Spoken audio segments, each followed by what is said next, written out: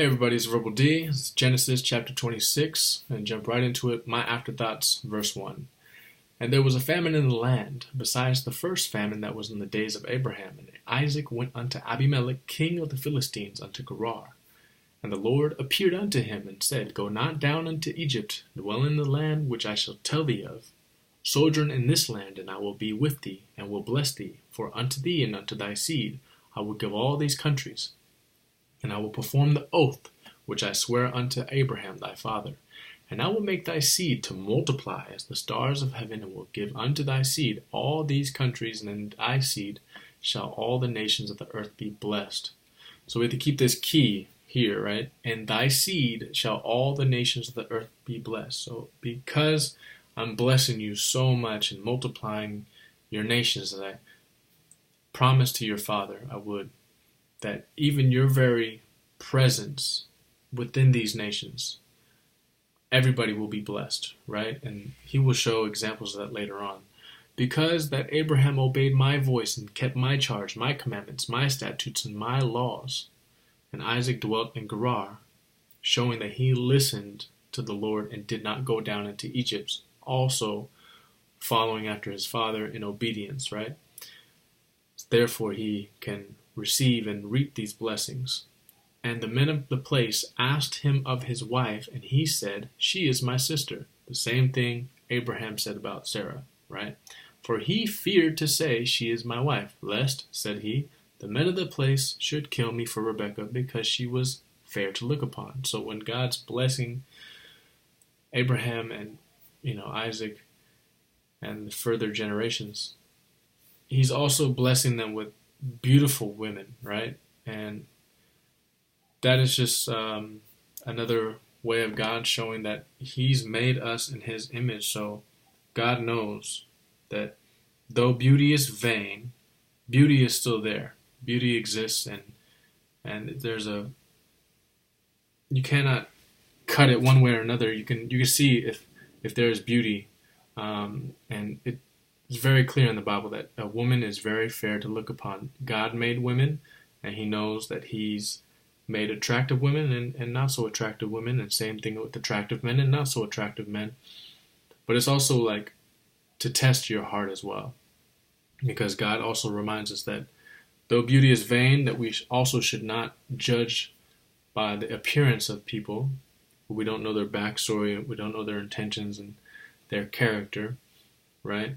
So we have to also keep that in mind. But fortunately for Isaac and for Abraham, they both had very fair women, but so fair, so beautiful, that they feared their own lives, because they know that men are evil and they are jealous and they are willing to kill other men to get their woman. So, and it came to pass, when he had been there a long time, that Abimelech, king of the Philistines, looked out at a window and saw, and behold, Isaac was sporting with Rebekah his wife. So the king probably saw out the window that they were holding hands or kissing or doing things that a husband and wife would show affection to one another, And Abimelech called Isaac and said, Behold, of a surety she is thy wife, and how saidst thou, She is my sister? So why did you say she is your sister? And Isaac said unto him, Because I said, Lest I die for her. And Abimelech said, What is this thou hast done unto us? One of the people might lightly have lain with thy wife, and thou shouldest have brought guiltiness upon us. So he's saying, you're lying that she was your sister. What if one of our men from our nation slept with your wife? Then we would all be guilty. And Abimelech charged all his people, saying, He that toucheth this man or his wife shall surely be put to death. Then Isaac sowed in that land, and received in the same year 100-fold, and the Lord blessed him. Clearly, if you get 100-fold of what you first started out with. And the man waxed great, and went forward, and grew until he became very great. For he had possession of flocks, and possession of herds, and great store of servants, and the Philistines envied him. So not only would they envy him for his wife, they would envy him for all the things that he sowed and reaped in blessings and so much wealth that God has given him, right? For all the wells which his father's servants had digged in the days of Abraham his father, the Philistines had stopped them and filled them with earth. They're so jealous, they're stopping the progress, and they'll the wealth that Abraham was trying to accrue and be blessed by the Lord, but the Philistines were covering up these wells with dirt, right? And Abimelech said unto Isaac, Go from us, for thou art much mightier than we.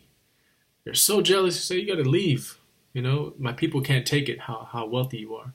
And Isaac departed thence and pitched his tent in the valley of Gerar and dwelt there.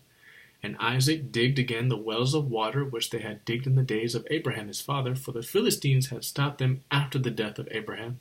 And he called their names after the names by which his father had called them, right? So he's commemorating each of these wells where his fathers dug.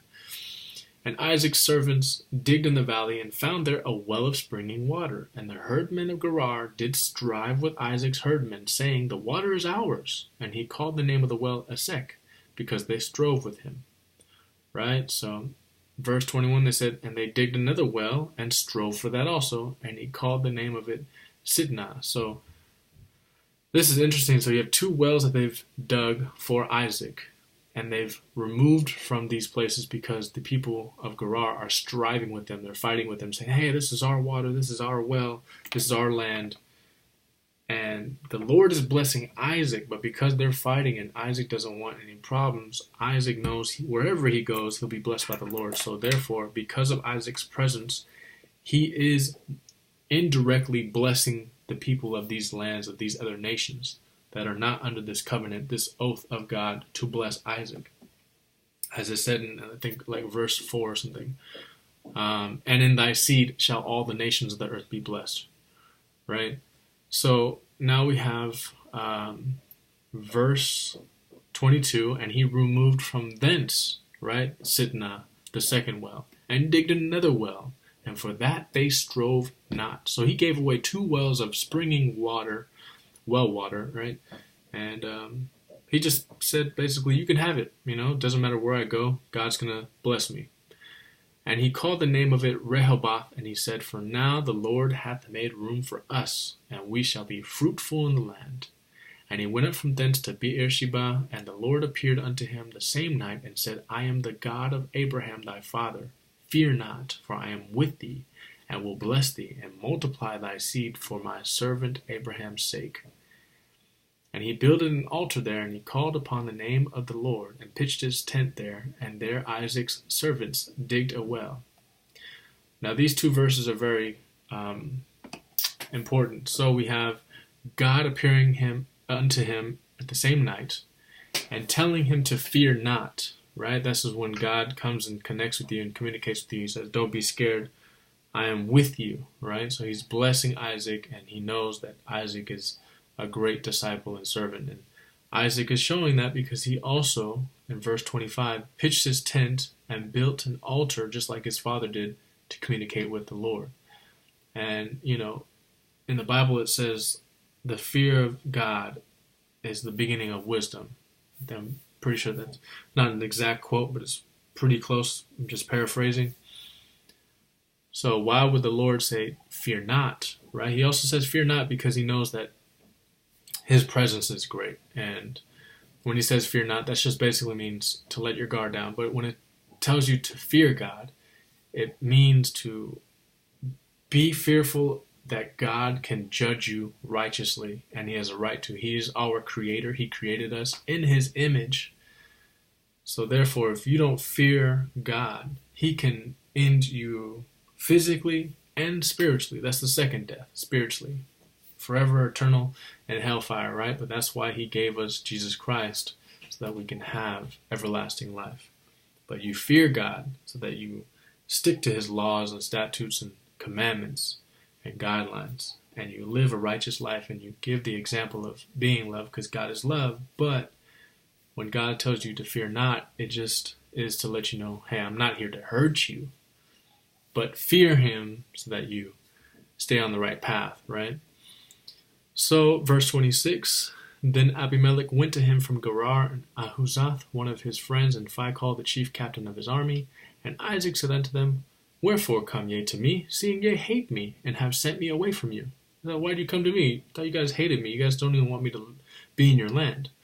And they said, We saw certainly that the Lord was with thee. And we said, Let there be now an oath betwixt us, between us, right? Even betwixt us and thee, and let us make a covenant with thee, that thou wilt do us no hurt, as we have not touched thee, and as we have done unto thee, according unto thee nothing but good, and have sent thee away in peace. Thou art now the blessed of the Lord. And he made them a feast, and they did eat and drink, and they rose up betimes in the morning, and sware one to another. And Isaac sent them away, and they departed from him in peace. Right? So Isaac is so blessed that his own enemies are making peace with him. And it came to pass the same day that Isaac's servants came and told him concerning the well which they had digged, and said unto him, We have found water. And he called it Sheba. Therefore the name of the city is Beersheba unto this day.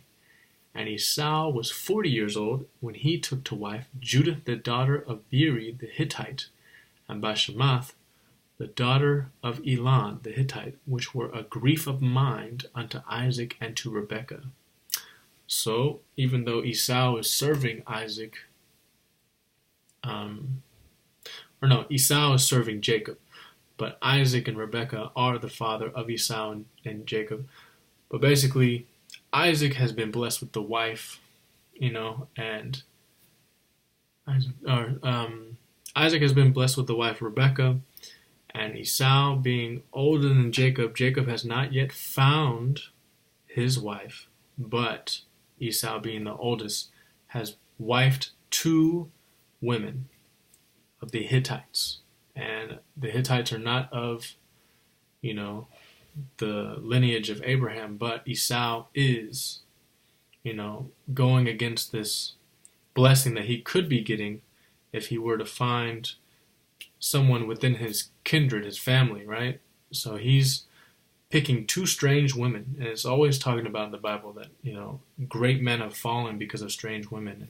And these Hittites, Beeri, the daughter of Beeri the Hittite, and Bashemath, the daughter of Elon the Hittite. So Judith and Bashemath, they probably have different gods, and they have different customs and traditions, and that's probably why they are not in line and in a cohesive, good relationship with Isaac and Rebekah. Right? So we keep that in mind, why God always wants keeping it within the tribes of the Levites and Dan and these other tribes of Israel, So that was Esau's choice, and we will see what happens with Esau later on alongside with Jacob. So appreciate you guys. See you guys in the next video. God bless.